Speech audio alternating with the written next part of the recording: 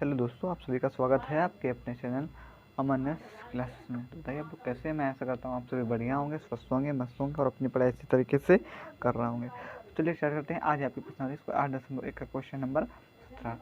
चलिए देखते क्या कह रहा है इसमें कह रहा है कि एक समांतर चतुर्भुज ABCD, ठीक है, चित्र दिया नहीं गया तो इसकी सहायता से हम चित्र भी बनाएंगे। तो चलिए चित्र भी बना लेते हैं। क्या कह रहा है, एक समांतर चतुर्भुज ABCD। तो एक समांतर चतुर्भुज ABCD खींच लेते हैं। तो ये आपको क्या खींचा,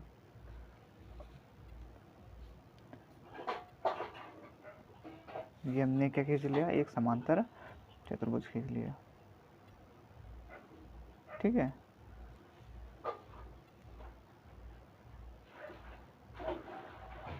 फिर देखिए इसके बाद क्या कह रहा है, और इसका नाम क्या है, ABCD कह रहा है, ABCD, ठीक है। फिर इसमें क्या कह रहा है, इसमें कह रहा है कि के विकर्ण, मतलब जो इसके विकर्ण बिंदु O पर प्रतिच्छेद करते हैं, मतलब इसके विकर्ण भी हैं, दोनों के विकर्ण इस प्रकार, मतलब ये तो होते हैं विकर्ण। तो जो इसके विकर्ण हैं किस पर प्रतिच्छेद करते हैं, O पर, बिंदु O पर, मतलब यहाँ पर एक बिंदु है, उसका क्या नाम है, O पर प्रतिच्छेद करते हैं, ठीक। यहाँ तक बात क्लियर हो गई ना। अब देखो उसके बाद क्या कह रहा है, यदि O से खींची गई एक रेखा AB को, क्या कह रहा है, O से खींची गई, ठीक, O से कोई रेखा खींचे AB को x पर समविभाजित करती है, मतलब AB को इस प्रकार से रेखा खींच दे तो x पर समविभाजित करती है, AB रेखा को x पर क्या कर देगी, समविभाजित कर देगी, ठीक। यहाँ तक बात क्लियर हुई ना। फिर देखो उसके बाद फिर क्या कह रहा है, तथा DC को y पर प्रतिच्छेद करती है, मतलब जो DC को है इसको किस पर प्रतिच्छेद करती है, y पर प्रतिच्छेद करती है। तो यहाँ पर इसे y पर प्रतिच्छेद कर दिया, ठीक है, y पर काट दिया, ठीक, y पर काट दिया। अब देखो फिर इतनी यहाँ तक क्लियर हो गया ना, y पर, हाँ, DC को y पर प्रतिच्छेद करती है, तो सिद्ध कीजिए कि OX बराबर OY। अब सिद्ध क्या करना है, जो ये OX ये वाला बराबर इसके OY के, ये हमको सिद्ध करना है, ठीक। चलिए अब देख लेते हैं। तो सबसे पहले अपना नियम चित्र आपने पूरा क्लियर कर लिया है। तो दिया है, क्या दिया गया है, तो दिया है वो लिखते हैं, दिया है तो हमको क्या दिया गया है लिख लेते हैं वो। चलिए तो वही हमने लिख लिया, ठीक, कुछ नया नहीं किया, जो दिया गया था वही हमने लिख लिया है, ठीक है। एक समांतर चतुर्भुज के विकर्ण बिंदु O पर प्रतिच्छेद करते हैं तथा और O से खींची गई एक रेखा AB को x पर तथा DC को y पर, देखो जो हमने किया वही सब हमने लिखा है, ठीक, कुछ नया नहीं किया। अब देखिए, अब इसके बाद हाल देखो, अब मैं सिद्ध क्या करना है तो वो भी लिख लेते हैं, सिद्ध करना है, ठीक है। क्या सिद्ध करना है, हमें सिद्ध करना है कि देखो OX बराबर, देखो तो सिद्ध करो कि OX बराबर OY। तो हमें सिद्ध करना है OX बराबर OY, ठीक है, OX बराबर OY हमें क्या करना है, सिद्ध करना है। चलिए अब देखो आगे देखते हैं, ठीक। अब सवाल को हम हल करेंगे। चलिए देखो अब हल करने कैसे, क्या हल करेंगे, तो देखिए हमें सिद्ध क्या करना है, OX बराबर OY। तो OX बराबर OY सिद्ध करना है, तो इसलिए हम यहाँ पर दो त्रिभुज लेंगे, ठीक, और उन दोनों त्रिभुज को सर्वांग दिखाएंगे। कारण हम OX और OY को सर्वांग दिखाना, इसलिए हम कौन कौन से त्रिभुज लेंगे, एक त्रिभुज हम लेंगे OXA ये वाला, OXA, ठीक है, एक त्रिभुज पूरा ये लेंगे, और एक त्रिभुज कौन सा लेंगे, एक त्रिभुज लेंगे OYC वाला, दोनों त्रिभुज, ठीक है। क्योंकि हमें इसलिए इसी वाला ले रहा है क्योंकि हमें x और y दिखाना ना, इसलिए x y इसी में, तो इसलिए ये दोनों त्रिभुज को हम लेंगे और फिर दोनों क्या दिखाएंगे, सर्वांग। कौन कौन सा बताया, OXA और OYC। चलिए लिख लेते हैं यहाँ पर, त्रिभुज OXA और त्रिभुज किसमें, OYC में, ठीक है। अब देखो इसमें देखते हैं, तो देखो इसमें सबसे पहले इस तरीके से देख लेते हैं। तो देखिए सेम चित्र बना भाई, ठीक है।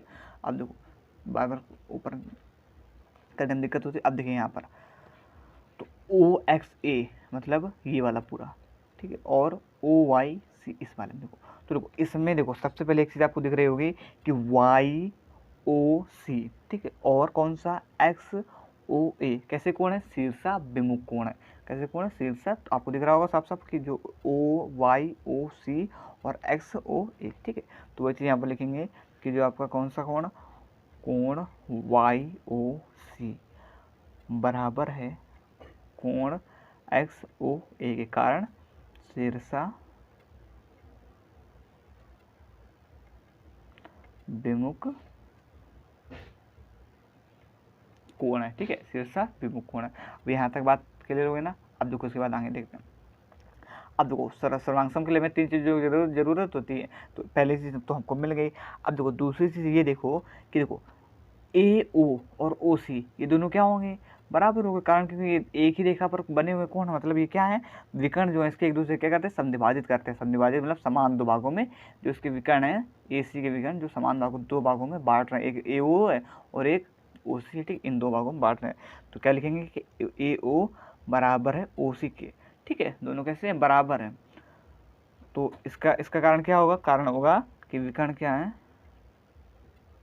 विकर्ण समद्वि भाजित करते हैं, समद्विभाजित करते हैं। ठीक, मिल गया। अब देखो तीसरा देखो ये क्या है, इसे ऐसे समझिए कि ये क्या है, समांतर कोण है। देखो सॉरी, समांतर रेखा है और ये कोण इसका तिर्यक है। तो जो ये आपको पता होगा कि जब ये समांतर रेखा में और एक तिर्यक रेखा खींचे जाए तो उसके ये आमने सामने कोण क्या होते हैं, बराबर होते हैं ना, बराबर होते हैं ना। मतलब हम कह सकते हैं जो कोण C बराबर है किसके, कोण A के बराबर है। ठीक, बात समझ में आ गई ना कि कोण जो C है वो किसके बराबर होगा, कोण A के बराबर होगा। तो वही चीज़ यहाँ पर हम लिखेंगे, क्या लिखेंगे कि जो कोण C है, चलिए देख लेते हैं यहाँ पर, कोण C बराबर किसके होगा, कोण A के। कारण इसका क्या होगा, एकांतर कोण। ठीक, अभी समझाया हमने, ये क्या है, हो जाएंगे एकांतर कोण हो जाएंगे। ठीक है, एक दूसरे के उससे जा रहा है। अब देखो, अब सर्वांगसम के लिए तीनों चीज़ मिल गई। ठीक, बात क्लियर हो गई ना यहाँ पर। ठीक, क्योंकि एक तो ये देखो फिर से एक बार फिर से देखिए, ये समांतर रेखा थी, तो इस समांतर रेखा खींची गई और इस पर देखो एक तिर्यक रेखा काट रही, तो इसके जो जब तिर्यक एक सब बता चुके हैं बहुत बार कि जो इसके सामने आमने सामने कोण क्या हो जाते हैं, बराबर हो जाते हैं। तो वही चीज़ हमने यहाँ पर लिख दी कि जो कोण C बराबर किसके हो जाएगा, कोण A के बराबर हो जाएगा। ठीक है, और कारण इसका एकांतर कोण है। ठीक, बात समझ में आएगी ना। तो अब हम कह सकते हैं इसे क्या, ये देखो ये क्या कारण है, एंगल, मतलब कोण, ये साइड और ये एंगल। हमें क्या करना था, सर्वांगसम सिद्ध करना। तो अब हम क्या कर सकते हैं, ASA सर्वांग समता के नियम से क्या सिद्ध हो चुका है, क्या सिद्ध हो चुका है, सर्वांगसम सिद्ध हो चुका है। तो वही चीज़ हम यहाँ पर लिखेंगे कि त्रिभुज, दूसरे पे से लिख लेते हैं, त्रिभुज कौन सा, OXA सर्वांगसम है किसके, त्रिभुज OYC के। ठीक, कारण इसका क्या होता है, त्रिभुज जो OXA सर्वांगसम हो जाएगा त्रिभुज OYC के। ठीक है, कारण SASA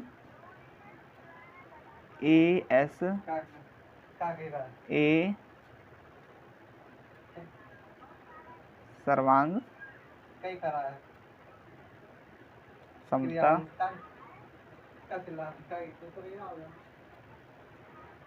समता के नियम से, ASA सर्वांग समता के नियम से हमने क्या दिखा दिया, समद्विभाजित दिखा दिया। ठीक, अब देखो इतना हमने कर लिया। अब देखो हमें सिद्ध ऊपर क्या करना था, एक बार फिर से ऊपर देखते हैं। हमें सिद्ध करना था कि OX बराबर OY। ठीक है, तो अब हम ये आराम से सिद्ध कर सकते हैं, कारण क्योंकि अब हम इसे समद्विभाजित दिखा चुके हैं। क्या दिखा सकते हैं, सर्वांगसम दिखा चुके हैं हमने। किसको, इसको सर्वांगसम दिखाया, AOX को और इसको OYC को। अब देखो जब हमने इसको हमने सर्वांगसम दिखा दिया तो इसके सारे जो कोण हैं और इसके जो संगत भुजा हैं वो क्या हो चुकी हैं, बराबर हो चुकी हैं।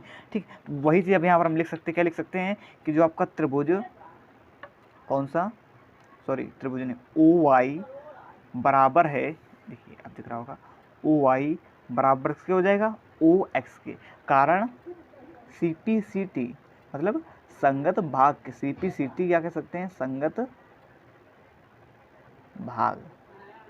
ठीक, CPCT या संगत भाग, CPCT का फुल फॉर्म क्या होता है, corresponding parts of congruent triangle, और इसे हिंदी में क्या कहते हैं, सर्वांगसम त्रिभुज के संगत भाग। और इसका जो शॉर्ट में हम लोग कह देते हैं संगत भाग।